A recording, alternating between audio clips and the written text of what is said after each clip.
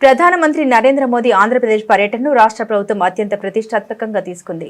నెల 16న ప్రధాని మోదీ రాష్ట్రానికి రానున్న నేపథ్యంలో ఆయన పర్యటనపై ఏర్పాట్లపై ముఖ్యమంత్రి చంద్రబాబు సచివాలయంలో ఉన్నత స్థాయి సమీక్ష నిర్వహించారు. ఈ పర్యటనను గతంలో అమరావతి, విశాఖపట్నంలో జరిగిన కార్యక్రమాలను మించి విజయవంతం చేయాలని ప్రభుత్వం లక్ష్యంగా పెట్టుకుంది. ఈ పర్యటనలో భాగంగా ప్రధాని మోదీ మొదటి దశ ద్వాదశ జ్యోతిర్లింగం, అష్టాదశ శక్తిపీఠ క్షేత్రమైన శ్రీశైలాన్ని సందర్శించి బ్రహ్మరాంబ మల్లికార్జున స్వామివారిని దర్శించుకోనున్నారు. అనంతరం కర్నూలు జిల్లా ఓర్వకల్లు మండలం నన్నూరు గ్రామంలో ఏర్పాటు చేయనున్న భారీ బహిరంగ సభలో ఆయన పాల్గొని ప్రసంగిస్తారు. కేంద్ర ప్రభుత్వం ప్రవేశపెట్టిన జీఎస్టీ 2.0 సంస్కరణకు మద్దతుగా రాష్ట్ర ప్రభుత్వం నిర్వహిస్తున్న జీఎస్టీ సంస్కరణ ఉత్సవ కార్యక్రమాల్లో భాగంగా ఈ సభను నిర్వహిస్తున్నారు. దసరా నుండి దీపావళి వరకు జరుగుతున్న ఈ ఉత్సవాల్లో భాగంగా ప్రధాని సభను విజయవంతం చేసేందుకు ప్రభుత్వం అన్ని చర్యలు తీసుకుంటుంది. సమీక్ష సందర్భంగా ముఖ్యమంత్రి అధికారులకు పలు కీలక ఆదేశాలు జారీ చేశారు. వాతావరణ పరిస్థితుల్ని దృష్టిలో ఉంచుకొని పటిష్టమైన ఏర్పాట్లు చేయాలని సూచించారు.